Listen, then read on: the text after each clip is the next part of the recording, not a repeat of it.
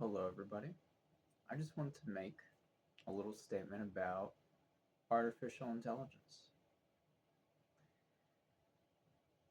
I've had a fair amount of dialogue on artificial intelligence in my writing and in some of my Instagram videos concerning its impact on human consciousness, the expansion of human consciousness, its impact on human freedom, and our human emotional and relational dynamics in our lives, and how not just AI, but the algorithms and the being so tuned into social media can disconnect or fragment us from not just our own inner voice, but from our most important physical human connections and mirrors, even if they're not perfect, even if there's a lot of stress and bullshit involved in those relationships.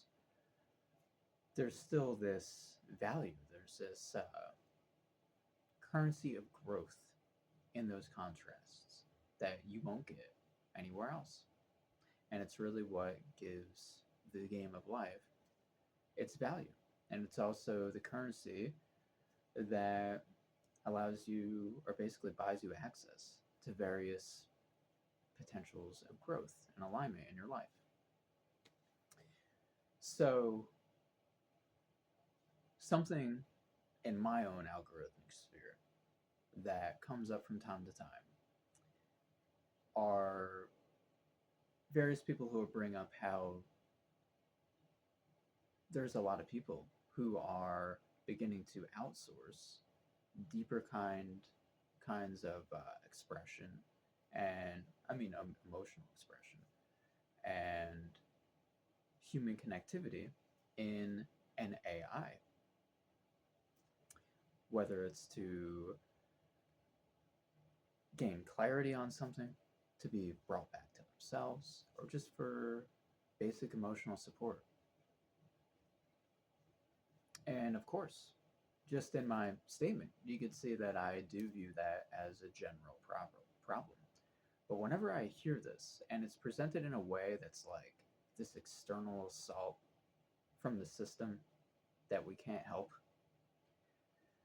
my response, what surfaces in me immediately, is yeah, isn't it a shame?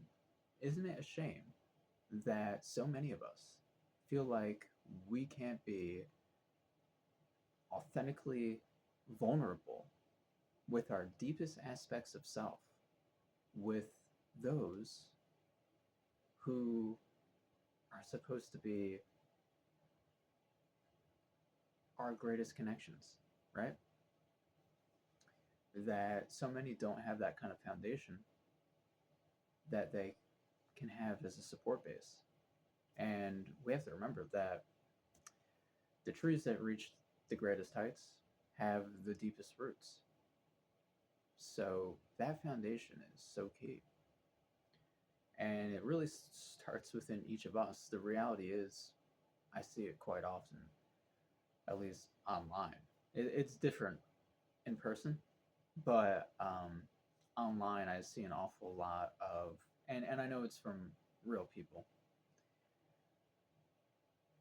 There's an awful lot of people in the awakening, whether it's in the political side of the awakening or the spiritual, where these individuals are not nearly as open hearted, open minded, supportive, or compassionate as they perceive themselves or project themselves to be.